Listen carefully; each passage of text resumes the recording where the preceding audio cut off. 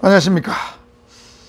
이번에는 경호조직의 특성, 테러 조직의 특성, 그 다음에 경호조직의 구성원칙을 한번 비교하는 시간을 갖도록 하겠습니다. 특히 경호조직과 테러 조직 또는 위해 조직은 서로 상반된 어떤 역할을 수행하죠. 그래서 이 두 가지 특성을 살펴봐야 되고, 그 다음에 경호조직의 특성과 경호조직의 구성원칙의 내용이 비슷합니다. 그래서 그 개념을 잘 이해를 못해서 어떤 경비 지도자 카페 같은데 뭐 단체 토에 보면 이거에 대해서 질문하는 사람도 좀 있어요. 그래서 그런 부분을 좀 이해를 시키기 위해서 조직의 특성과 조직의 구성 원칙을 같이 한번 비교해서 살펴보는 게 필요할 것 같아서 이번 시간을 만들어 봤습니다. 한번 살펴볼까요? 다 같이. 자, 경호조직의 특성은 크게 5가지입니다. 대부분의 교과서에는 기동성, 폐쇄성, 대규모성, 계층성, 전문성, 통합성 요 4가지가 나오는데 협력성까지 들어간 교재가 있어서 5가지로 특성을 한번 정리해 봤습니다. 자, 경호조직의 특성 5가지입니다. 그 중에서 이 빨간 글씨로 되는 이 통합성 요 부분이 이해를 좀 잘 하셔야 될 것 같아요. 자, 그 부분을 중심으로 한번 설명해 보겠습니다. 자, 먼저 기동성입니다. 경호조직이 기동성을 가져야 된다. 그 말은 테러 조직도 고도의 전문성과 폐쇄성을 갖고 있죠. 테러 조직도 굉장히 전문화되어 있고 외부에서 알 수가 없습니다. 그러면서 테러 수단이 굉장히 기동화되었습니다. 굉장히 빨라졌다는 얘기죠. 9.11 테러, 비행기를 몰고 가서 뺏어서 탈취해가지고 세계 무역기구 건물에 충돌했습니다. 비행기를 가지고 테러 수단을 쓴 거죠. 그 다음 미사일 테러, 중동 지역에 많이 있습니다. 차량을 몰아가는 차량 폭탄 테러, 굉장히 기동성 있는 수단들이죠. 그리고 앞으로는 기동화가 또 예상됩니다. 드론에 의한 테러, 무인 공격기에 의한 테러, 앞으로 충분히 예상 가능합니다. 그래서 테러 조직이, 테러 수단이 기동화되어 있고 또 기동화된다고 보면 역시 그에 대응하는 경호조직도 최고의 기동성, 안전성을 가져야 된다는 것이죠.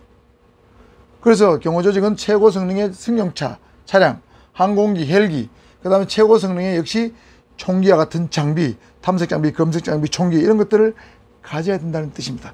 그런 의미에서의 기동성, 경호조직의 첫 번째 특성이 되겠습니다.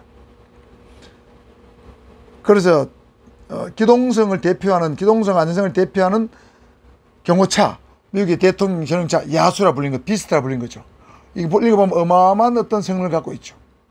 뭐 이거 설명 구체적으로 안 하겠습니다만서도 생화학 무기 공격에도 견딜 수 있고, 이 자문의 두께가 20cm 정도 되고 철판의 두께가 약 12.7cm 정도 돼서 웬만한 미사일 공격에도 견딜 수 있고 매그넘 총행기에 의한 공격도 막을 수 있는 방탄 유리가 되어 있습니다.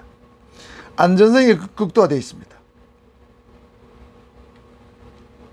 그 다음 우리나라 대통령의 경호차죠. 대통령 대상차입니다. 우리나라 에쿠스 차량을 개조한 특수하게 만든 방탄 대통령 경호 차량입니다. 기동성과 안전성을 동시에 구비하고 있죠. 여기 옆에 있는 경호원들 차량 다 미국에서 생산된 차량들입니다. 최고의 성능을 가진 차량들이죠. 두 번째 특성은 폐쇄성 또는 이걸 보안성이라고 부르는 학자도 있습니다. 자, 경호의 성패는 경호 위의 조직과 경호 조직 간의 싸움이죠.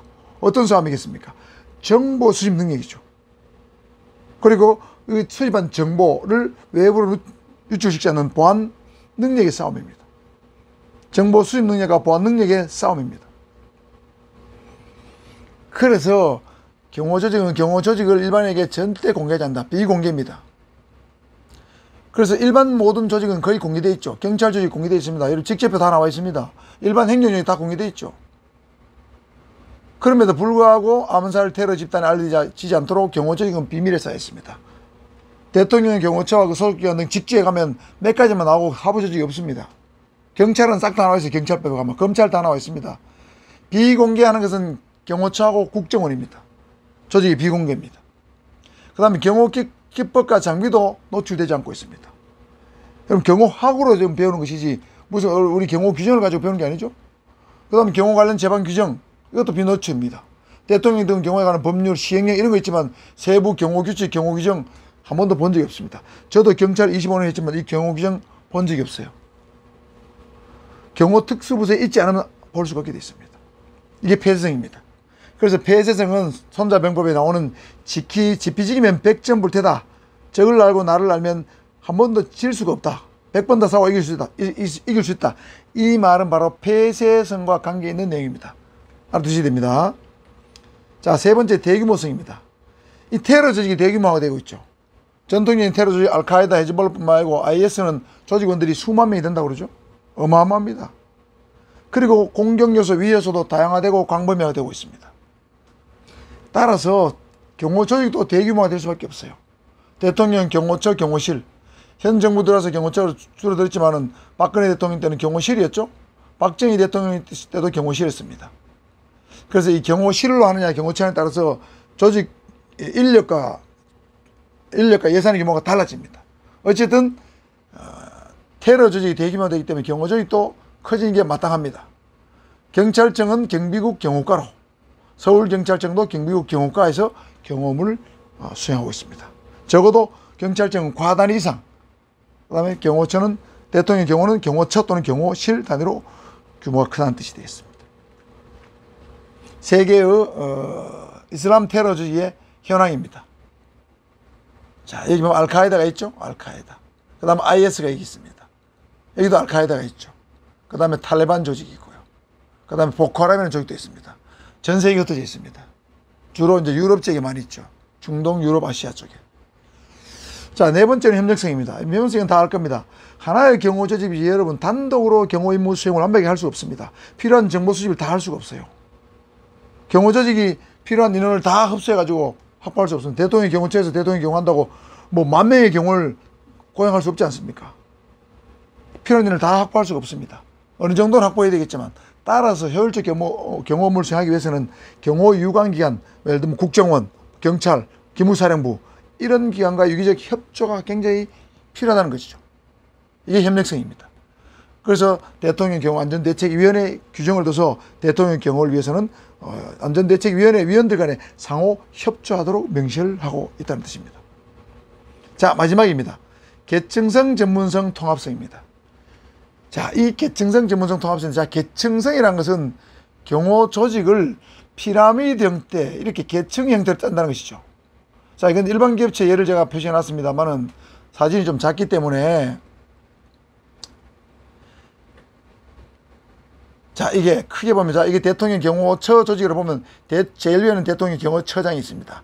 그 밑에는 대통령 경호처 차장이 있습니다. 그 다음에 그 밑에는 본부장이 둘 있어요. 경호본부장, 경비안전본부장이 둘 있습니다. 그 다음에 경호지원단장도 같은 레벨이 있습니다. 본부장급이 3명이 있습니다. 그 밑에 이제 무슨 부장들이 있어요. 부장들이 있고, 그 다음에 이제 과장들이 있습니다. 보통의 경호처의 부장들이 선발 경호를 하게 되면 선발 경호 팀장으로 나오게 됩니다. 그 밑에 과장들이 있고, 그 다음에 이제 각 부서가 있습니다. 각 부서는 예를 들면 우리, 뭐 작전 담당, 안전대책 담당, 뭐 생산 외부 담당, 출입 통제 담당, 행사 외부 담당, 뭐 정문 담당, 뭐 차량 담당 많이 나오죠. 그런 식으로 계층을 이루고 있습니다. 피라미드를 이루고 있다는 것이죠. 이게 계층제입니다. 그래서 대부분의 조직은 계층제로 되어 있습니다. 물론 연구원들이 연구원 조직은 그렇지 않지만 대부분의 대한민국의 모든 조직들은 거의 계층제로 되어 있어요. 그래서 이 계층이란 것은 직무를 권한과 책임의 정도에 따라서 나눈 거예요. 예를 들면 대통령 경호처장은 가장 큰 권한과 가장 큰 책임을 지고, 그 다음에 본부장들은 그 다음 권한과 책임을 집니다. 그 다음에 말단의 무슨 담당들이나 개별 경호원들은 권한도 작고 책임도 작습니다. 그러니까 권한과 책임을 등급한 것이 바로 계층입니다. 계층의 개념 이해하셨죠? 이 영어로는 하이어라키라 부르는 것인데 이게 계층이라 부르는 겁니다. 그래서 이 계층을 형성할 때는 모든 동원 요소가 최상의 기능을 발휘할 수 있도록 수직적 구조를 보통 만듭니다. 연구원들은 수평적 구조를 만들고 선생님들 수평적 구조로 되어 있죠. 그러나 대부분의 조직은 계층의 구조를 만들어서 피라미드입니다. 경찰도 순경이 제일 많고 경장이 적고 치안총감은 한 명밖에 없죠. 그 다음에 15개 지방경찰청인가 지방경찰청장이 있고, 그래서 권한과 책임에 따라서 등급을 나누는 거예요. 최상의 기능을 발휘할 수 있도록 하기 위해서 수직적 계층 구조입니다. 수평적 아닙니다. 자, 경호조직도 수직적 계층 구조를 만들고 있다. 자, 그 다음에 전문성과 통합성입니다. 자, 이 전문성이라는 말을 잘 알아둬야 되는데, 조직이 전문성을 갖기 위해서는 조직과 기능, 다른 말로 기구 단위, 권한과 책임이 분화되어야 된다. 이 분화란 말은 여러분 세분화, 세짝에다 보면 됩니다. 세분화되어야 됩니다. 그게 무슨 말입니까?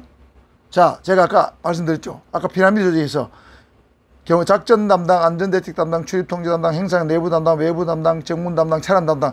이 사람들은 각 분야의 전문가들입니다. 요거는 기획 요원들이지만 기획 요원들 밑에 그 다음에 세부 일부 일반 경원도 있겠죠. 뭐 건총 담당, MD 담당, 수리탄 담당, 뭐 차량 담당 많이 있습니다. 전부 다 전문가들입니다.